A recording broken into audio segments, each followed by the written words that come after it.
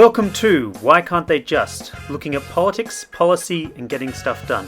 My name is Callum Sinclair, I'm a Labor member, and joining me is Janaline. Hi, I'm Janaline. I'm also a member of the Labor Party. And before I start, I'd like to acknowledge that Callum and I are both recording this on the lands of First Nations people in Australia, and I'd like to pay our respects to their elders past and present, and also extend those respects to First Nations peoples listening to this podcast.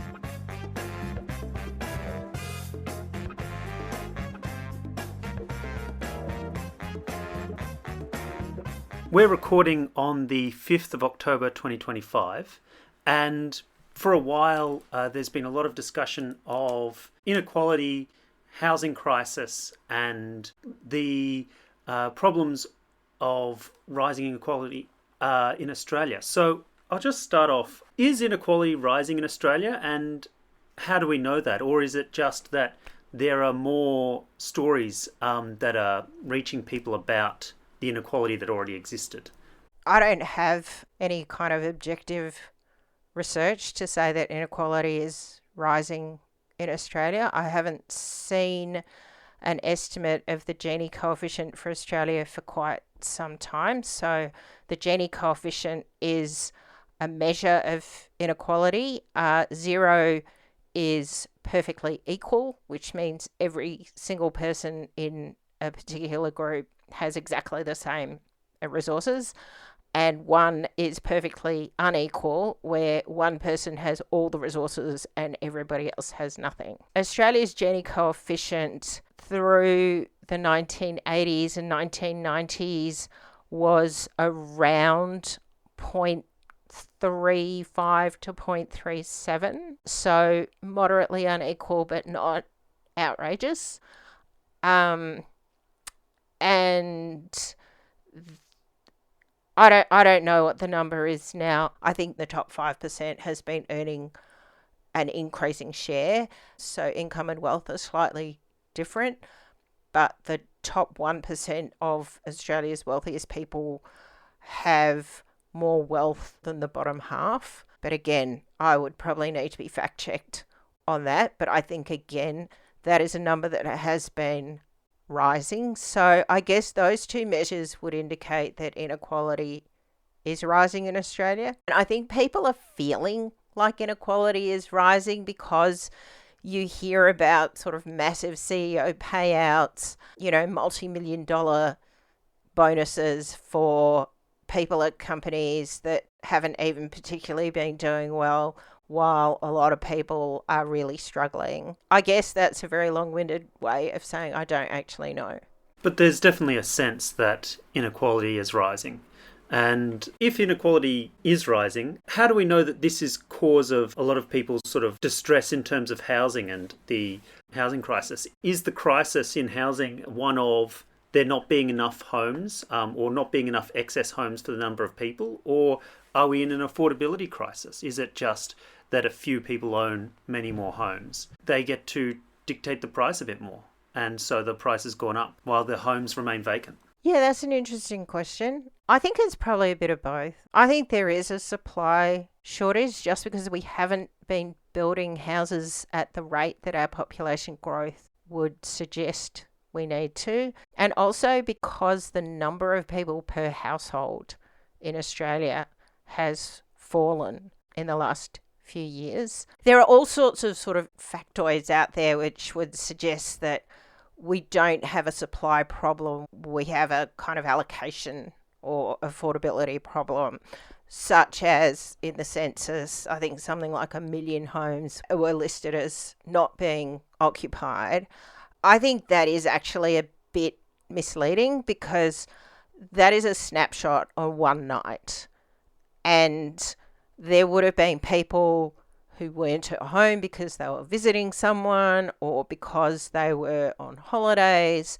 There would have been holiday homes that weren't being occupied at that moment. There would have been homes that weren't occupied because they were being renovated or because they were between tenants or they'd just recently been sold. So I think it is misleading to take that one census figure and extrapolate from that, oh, but there's 1 million vacant homes, so therefore there shouldn't be a supply problem. That said, I think there is also an affordability and an allocation problem. I think it is also true that houses are becoming more unaffordable, partly because it's quite costly to sell your home and buy another home. And the reason for that is because I think all state governments still charge a thing called stamp duty, which is a pretty significant tax on the transaction of buying and selling a house. The ACT is phasing this out, and they're replacing it with a broad-based land tax, which economists generally think is more efficient because it makes it less costly to move houses and more costly to own more expensive properties, which seems also fairer. In a lot of places, people are staying in 4 or 5 bedroom homes long after their families have moved out, and many of them would like to move into a smaller place, but there's stamp duty.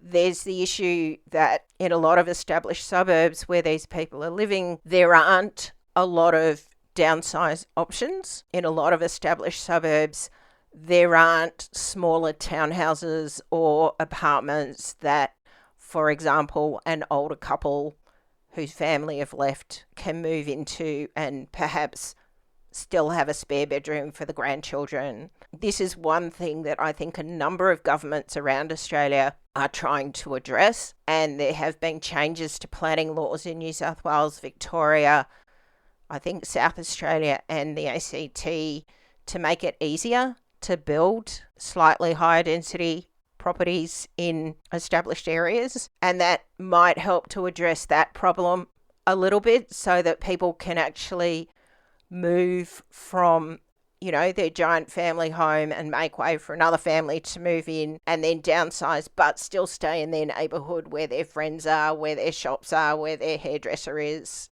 all of those things. I think that's part of the issue. This is quite a kind of complex economic area. I don't think you can just say, oh, there's a few people who just own all the assets and they're stopping other people from getting them. In Australia, I think more than half of people who own investment properties only own one. About another 20-25% own two, and then the remaining 25% own squillions.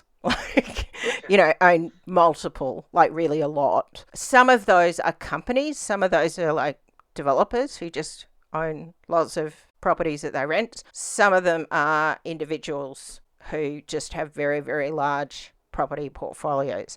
And I guess that is an area that would seem to lend itself to a bit of tax reform to reduce the incentives for owning multiple properties and free up those properties for owner-occupiers. But having said that, there's no evidence that people are hoarding properties. There's no evidence that I've seen that these people who own multiple properties are just sitting on them, having them vacant, because that is also quite costly. Because even if you are claiming tax benefits, properties are pretty costly. Rates are costly. Land taxes are costly. It doesn't really make sense not to earn rent if you can earn rent. So I'm not convinced that tax changes would free up a lot of supply or even make properties more affordable. It's not clear to me that those things are connected. I think it's not a bad thing to have the tax reform, but the main reason I think it's a good thing to have the tax reform, there's two reasons. One is that it is very costly to the budget. Those tax refunds cost a lot. If we weren't so generous with the tax refunds, we would have more money available for things like disability and Medicare and defence services that people like. Sure. And defence, which is a service that most people don't particularly like but have to put up with. The other reason is that they really make property investment much more attractive than other forms of investment. And if we made property investment less attractive, then hopefully people would put less of their investment money in real estate and more of their investment money in actual productive enterprises. So actual companies that make goods and services, and that would increase productivity in the economy. So those are two reasons that I would support tax reform. So you think tax reform wouldn't necessarily release a lot of open supply, but would change where investment is heading instead of putting it in a house? More investors would put that into new businesses? Hopefully they would, because the relative benefits of investing in a house, like to rent out, against investing in a business would change. So at the moment, it's very, very advantageous to invest in real estate and rent it out because you get these massive tax concessions, and you don't get those tax concessions from investing in a business. If you change that calculation, hopefully at least some of those investors would sell those properties and invest their money in shares or in companies or productive businesses. And hopefully that would then free up those properties to be sold to people who actually want to live with them. Is land tax just used to pay for the services of a council, or are they also used to pay for the costs of running services? Are they also used to pay for things like healthcare or other services in a state, or are they just for bin collection? Right, so there's two different types of land tax. One is council rates, which are collected by local councils for things like bin collection. I mean, I don't want to be unfair to local councils. They actually manage a lot of stuff. They manage parking, they manage planning, they manage, shopping centres. They manage a lot of stuff. It's not just bin collection. And having said that, bin collection is really important. And anywhere where there has been a bin strike for more than 2 weeks will tell you that bin collection is actually a really important service. Anyway, I digress. Increasingly, states are introducing state-based land taxes, at least on investment properties. And those taxes go into state revenue. So they are used to fund schools and hospitals and infrastructure and the stuff that state governments provide. I'm pretty sure all states still have stamp duty. There's been a big push driven from academic economists to shift from stamp duties, which create barriers to people moving. And that's very inefficient because it means that resources are tied up by people who don't want them and therefore not available to people who need them, to land taxes, which are much more efficient. So land tax is just a tax on the value of your property. Sure. Whereas stamp duty is a charge on the transaction cost of selling a property. Is there also like an equivalent for shareholding? So for stocks and shares, there are taxes on transactions. But not on just ownership? No, you don't get taxed for just owning shares, but you do get taxed for dividends, and you do get taxed if you sell those shares and you've made a capital gain on them. But the dividend tax is just calculated as part of your income. Which I think makes sense. I mean, one of the most controversial taxes in the property space is the capital gains tax concession for real estate. So under the rules, if I own a bunch of shares and I sell them and I make a significant capital gain, that gain gets added to my income and then I get taxed on it as part of my income.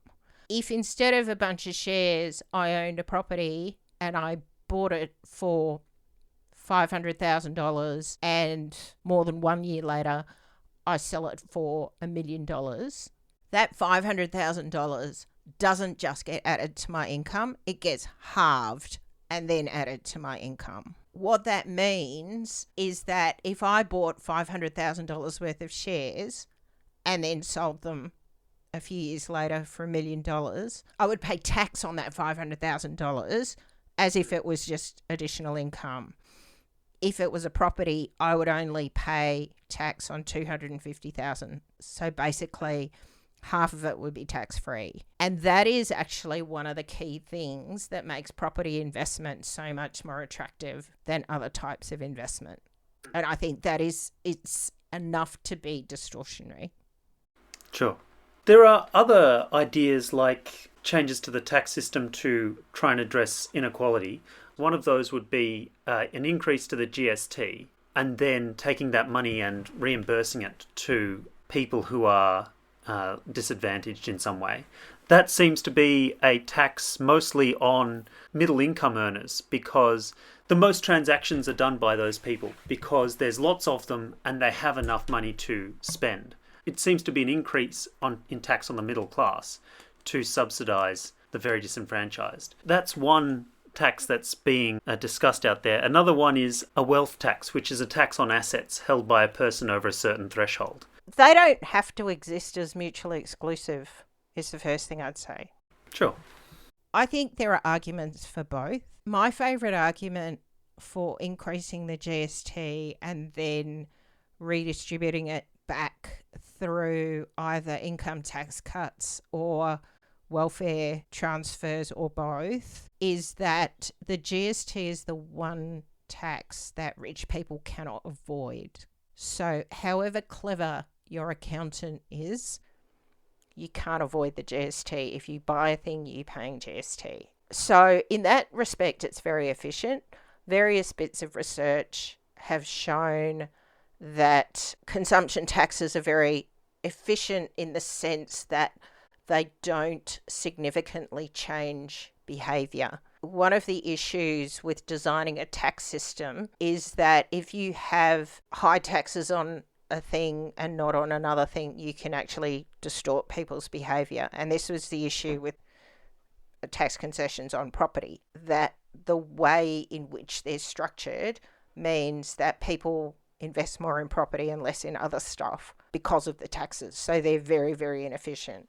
I don't think a consumption tax, if it's a broad-based consumption tax, I don't think it's going to stop people from using goods and services, particularly if poorer people get compensated. So there are two ways in which an increased consumption tax can be designed to compensate poorer people. One is a direct transfer. So you collect more GST, but you increase your welfare payments by as much or probably slightly more to compensate for that. And you probably also introduce a low and middle income tax offset, again, to compensate lower and middle income earners for those rising prices.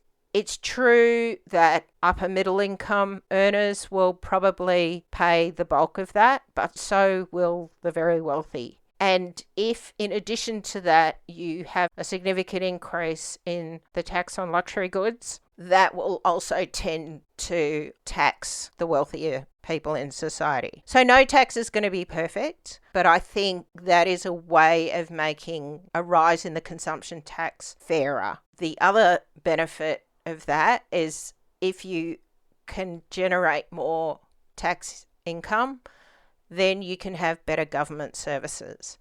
And the people who benefit the most from good government services are obviously poorer people. So if you have a really good Medicare system and you can get yourself to a point where people don't have to pay massive out-of-pocket expenses for tests and specialists and things that they do currently have to pay out-of-pocket for, then it's poorer people who are going to benefit from that because they will be able to get access to services that they can't easily get now. So I think that is one argument for having an increase that is broad-based, and also because you can collect a lot of tax because consumption taxes affect everybody. So you have a very, very large number of people paying a small amount more. The issue with wealth taxes is that in order to collect enough money to make it worthwhile, either you have to set the threshold relatively low, in which case you're still pinging your upper middle income earners, or you have to make the tax really quite high and quite punitive. And if you do that, then sadly, those wealthy people have options. And it is not that hard for them to move their assets overseas or to organise their affairs so that they don't pay that much tax. I mean, France cancelled its wealth tax not that long ago, partly because it just wasn't collecting enough. Sure, but doesn't that mean that it drives down asset prices in your country? Isn't that the good thing? Well, it depends on what you're taxing, but it doesn't necessarily mean that. It could mean that instead of holding the asset in their name as a resident of your country, they distribute it to a number of people so that they come under the wealth tax threshold, or they organise to put it through some complicated company structure. I guess my point with wealth taxes is that if you set them high enough to collect a reasonable amount of money, there is a significant risk that it's going to be worth it for those people to pay a lot of money to clever accountants to avoid it. If you had a modest wealth tax on very significant asset holdings, that is a reasonable thing to do, but it's a matter of setting that level and setting the thresholds at a point where you maximize the amount of tax that you're actually going to collect. As I said, I don't think these are either or propositions. I think you can actually have both. And I think one of the most efficient forms of tax, which is actually one of the best ways of tackling inequality through the taxation system, is to have an inheritance tax. You know, The Economist newspaper recently ran an issue about inherited wealth, and what they found was that the best determinant of whether you are wealthy at the moment is whether your parents were wealthy. And that is actually quite different to even 2 generations ago. This is really problematic because it means that basically we're moving away from a system of equality of opportunity to a system of inherited opportunity. It strikes at the heart of meritocracy.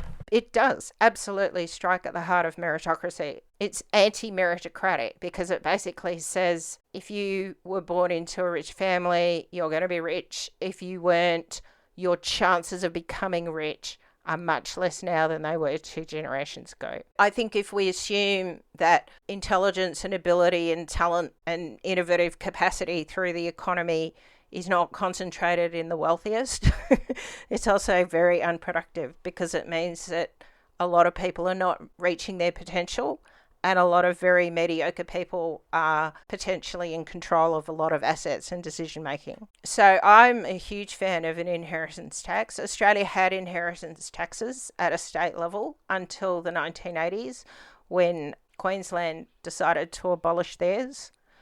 And what happened then was there was a massive migration of older people to Queensland where they didn't have to pay inheritance tax. And the other states responded by doing effectively a race to the bottom. Yeah. I think there is a really good case for a federal inheritance tax. Having said that, we saw the ads on death taxes against Labor in 2019 when Labor wasn't even proposing anything of the sort. The problem with inheritance taxes is that they are weirdly unpopular.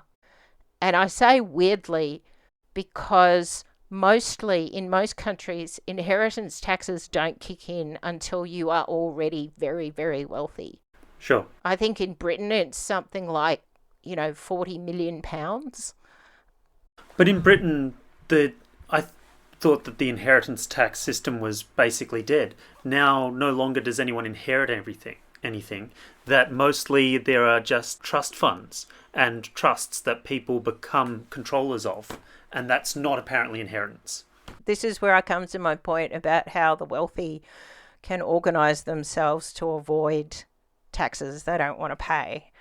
Yeah, I think you're probably right. But I guess my point is that even though those taxes are set at a really high level, people like normal people who will never in their wildest dreams ever pay those taxes still don't like them. And I don't quite understand why.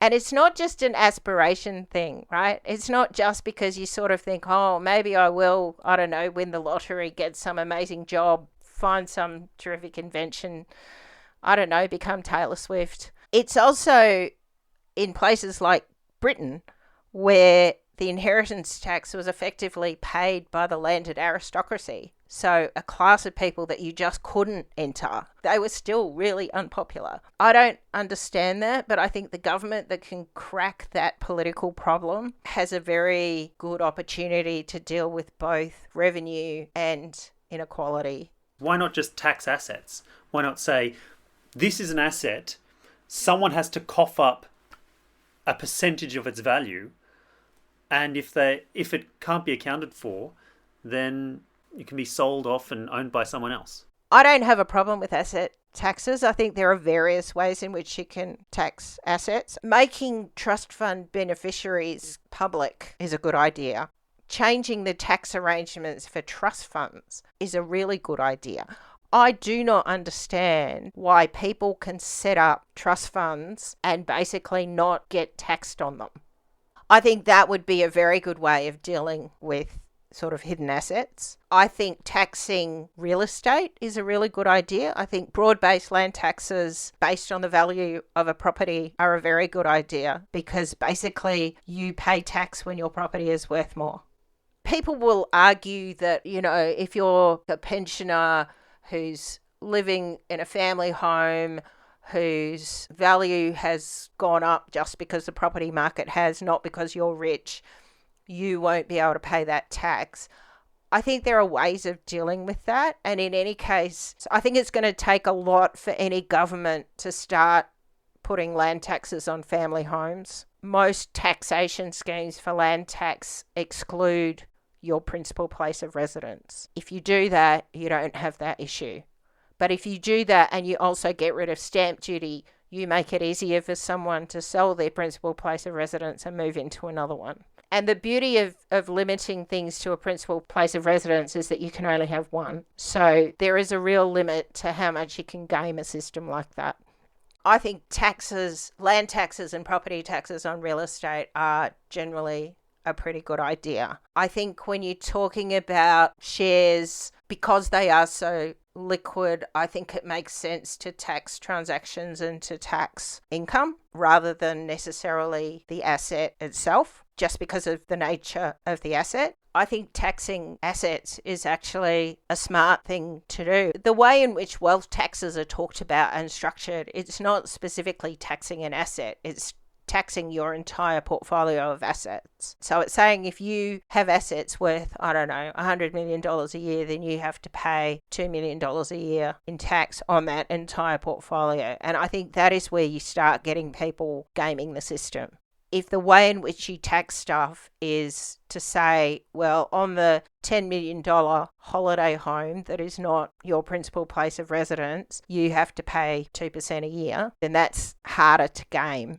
There are two other games that I've heard of, which is one, a company makes a profit in Australia and then claim that they've never made a profit in Australia at all. A great example is Uber. Uber apparently, while becoming the biggest sort of taxi service, apparently has never made a dime in Australia.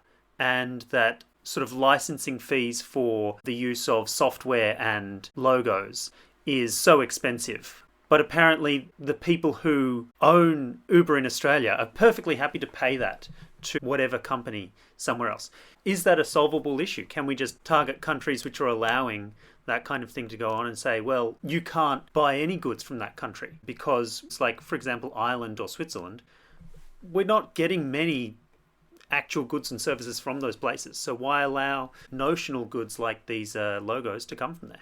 I do have a problem with just saying you can't buy goods from a country. I don't think it helps the country that says that. I mean, this is sort of what Donald Trump is doing with his tariffs. He's saying, I don't like your country, so I'm going to put a massive tariff on it. And of course, who pays that tariff? It's the American consumer. That's not a profit sharing issue, though. No. But I guess what I'm saying is that blanket trade bans are a very blunt instrument that don't actually necessarily work to the advantage of the country that imposes them. What the government and successive governments, I mean, both Labor and coalition governments have tried to do about this issue over many years is work through, for example, the OECD, which is a group of, I think it's 28 or 30 countries that traditionally were high-income countries. It's now includes a number of middle-income countries. They have been working through that forum on what they call base erosion and profit shifting.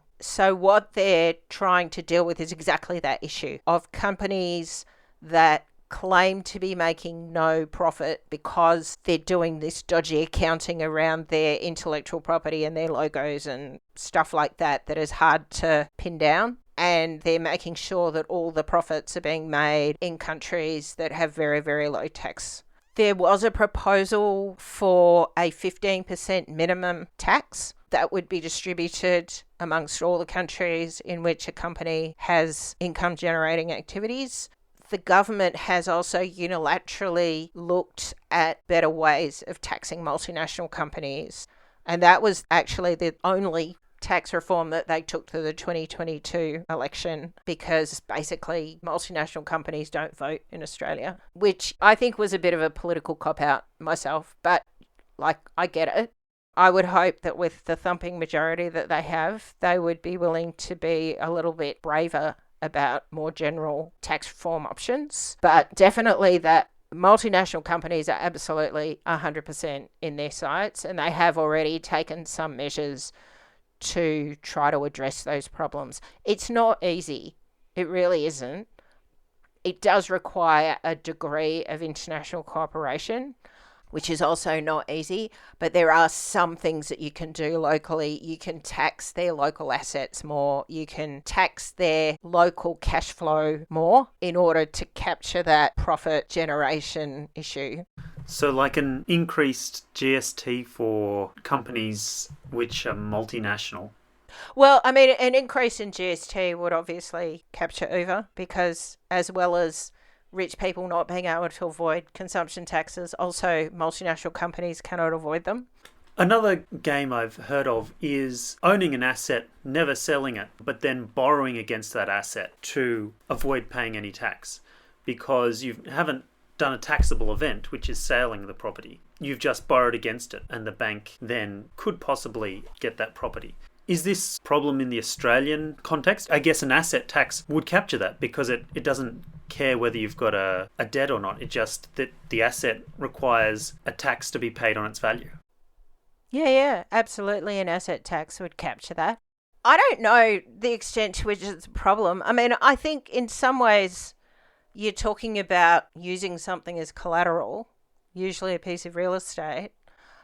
That's not necessarily a bad thing, because if you're then borrowing against that and that's funding a productive activity that produces goods and services or creates innovation or makes great music or something, then that's probably not a bad thing.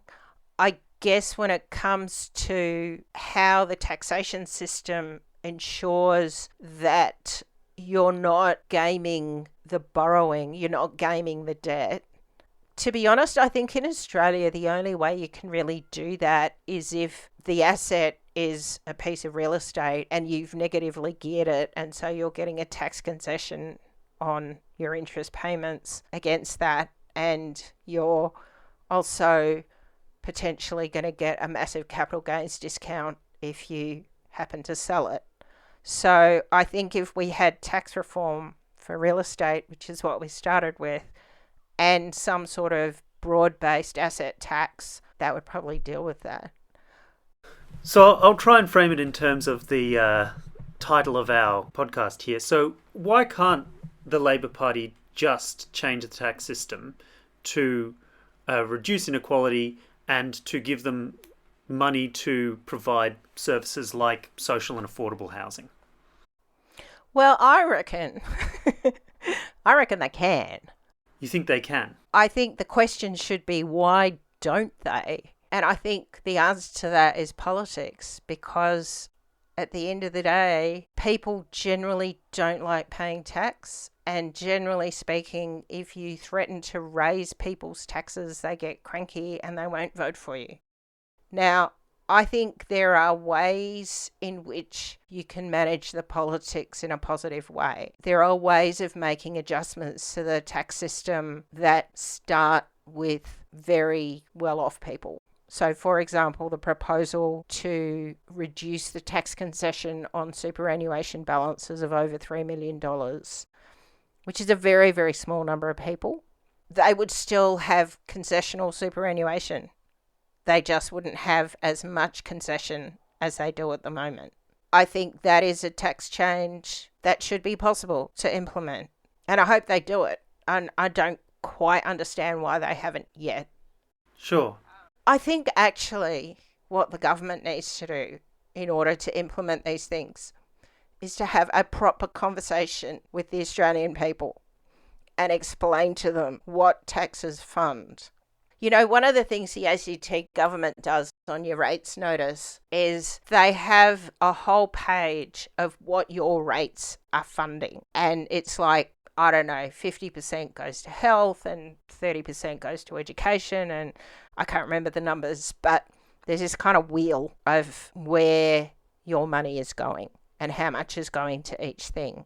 And the reason they do that is because somebody did some research that showed that people are much more willing to pay their rates if they can see where they're going and they can see that they're going to things that they actually like. I think the federal government needs to have more of that conversation with people. And the other thing that I think they need to have a conversation about is what happens when you don't collect enough tax. So either people get fewer services or you run up massive debt, you run the risk of inflation, and then you have a crisis and you can't deal with that crisis. I've lived in countries where governments do not collect enough tax. And what it means is that poor people get no services at all, and the middle classes and the wealthy have to pay for their own services. So they all have private healthcare and they all send their kids to private schools. And okay, you can say, well, I'm earning a decent income. Instead of paying tax, I'm paying for these things. Where it gets really expensive, though, is when you actually start paying for private security. My sister lived in South Africa for 3.5 years, and their company had to pay for private security. They lived in a kind of locked gate compound.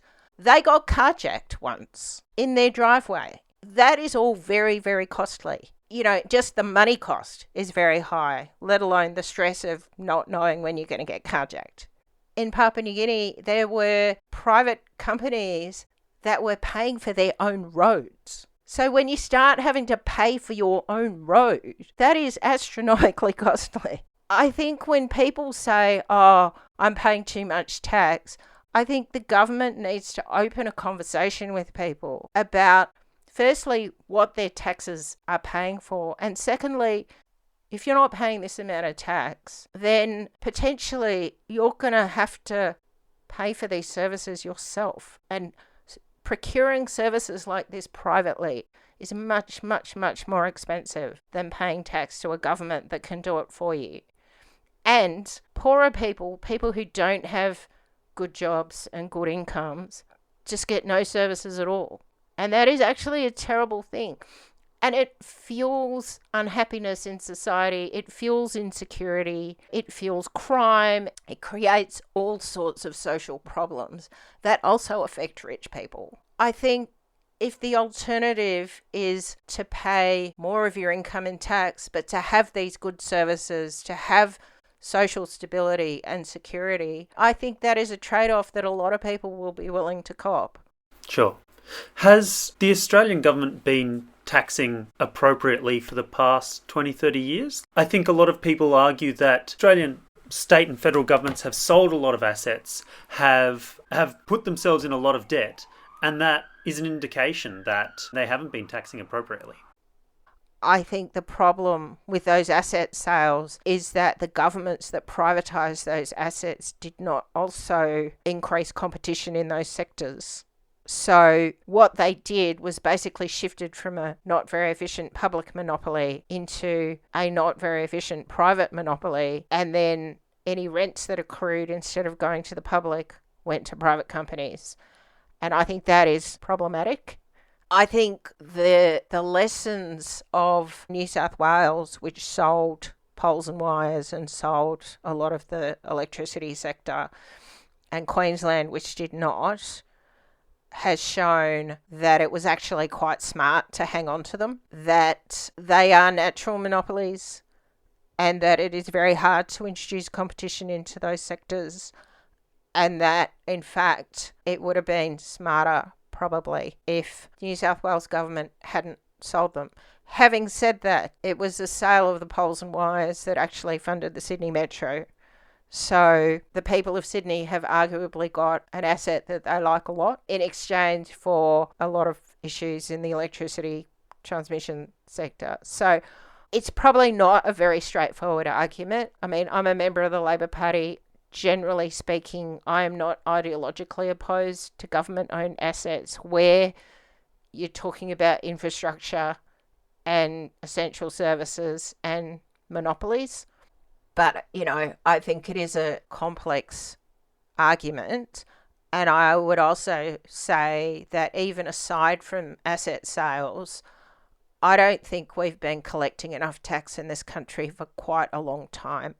The narrative in a lot of the media has been, Australia doesn't have a revenue problem, it has an expenditure problem, and the government needs to spend less. Now, I think that governments can always find ways of ensuring that taxes are spent efficiently.